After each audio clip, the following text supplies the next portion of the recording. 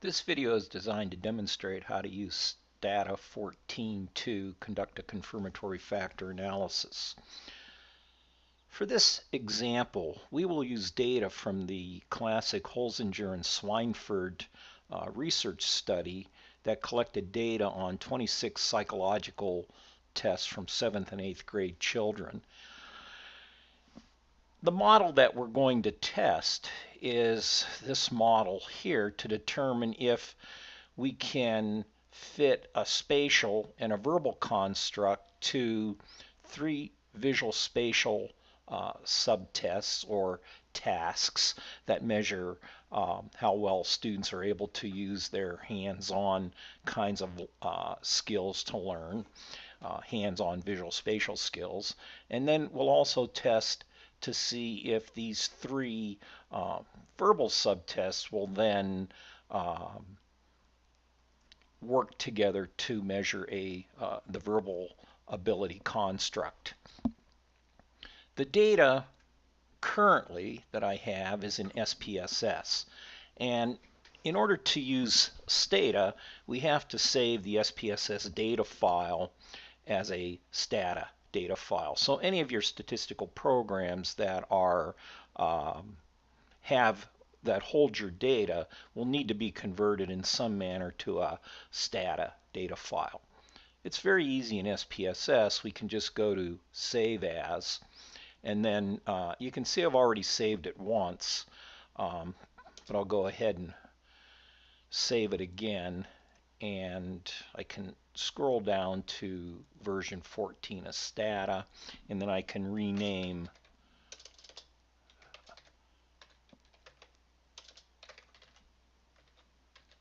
the data file, and I'll save that. So now that I have the data file saved, I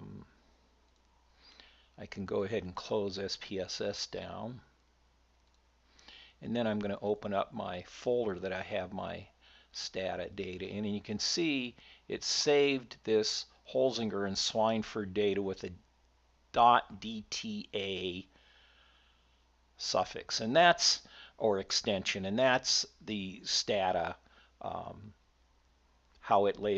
Stata labels its files. So one of the things we can do is I could double click on this and open Stata, or I can go down here and open the program. And then what I'm going to do is go to File, Open,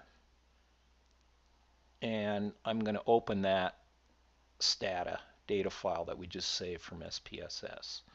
Now you notice, like in, you'll notice that what Stata does not do is it does not automatically open the data into a spreadsheet like SPSS does. And so if you want to view that data, you'll have to go to the data editor and then go to Browse.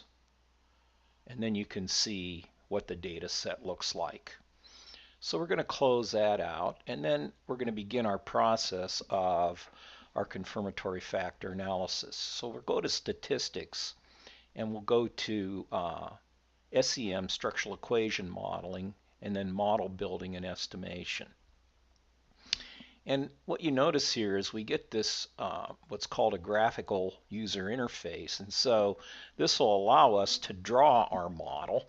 And what we're going to do is we'll look at that model again, and I'm just going to put it over here so we can kind of use it as a guide.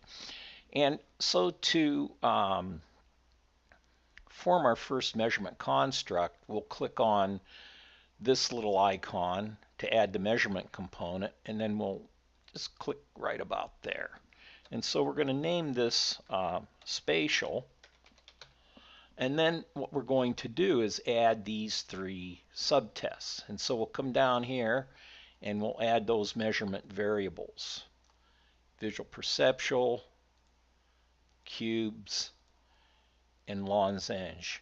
Losange, by the way, is a paper folding activity. And we can put our measurement variables to the left of our construct, to the right, up, or down. And in this case, I'm going to keep it to the left. So I'm going to go OK, And you can see how it's formed that graphic. Now if I want to manipulate this at all, I've got to click on the arrow key, and then I can pull that down so we can see it. So now I'm going to go ahead and form the verbal construct, and I'm going to go to my measurement component again, and then I'm going to call this verbal, and then I'll add my subtests. I'm going to add paragraph completion, sentence reading, and word meaning. And then I'm going to go OK. I want to keep my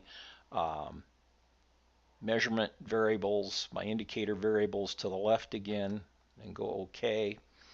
And again, if I want to align these a little better, I can click on the arrow up above and do that.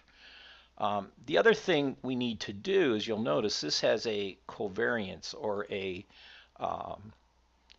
correlation indicator between spatial and verbal. And so we click on this double-sided arrow to add that covariance. And so now we have our model formed. The other thing I wanted to demonstrate is, if you want to, if you have a more complex model and want to make your drawing canvas larger, you can do it using this procedure. You can make it wider and you can make it longer if you like. Now, to estimate this model based on the data that we have in Stata, we go to Estimate, and we have some different choices, but we typically use maximum likelihood. And then for reporting, what I like to do is get the standardized coefficients and values. And so then I'm gonna close this picture down, and then I'm gonna go OK. And so automatically what Stata does is it outputs your estimates. Okay? And you'll also notice that if we toggle back to the window, those estimates are also represented graphically. Now, you can save this diagram, so you can go Save As, and we can label it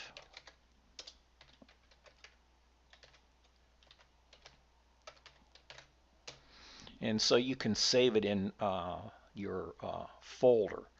And what it does is then it saves it as a, let's see, where did it put it? It saves it as a STSEM file. And if you click on that and open it again, it'll maintain those same estimates for you.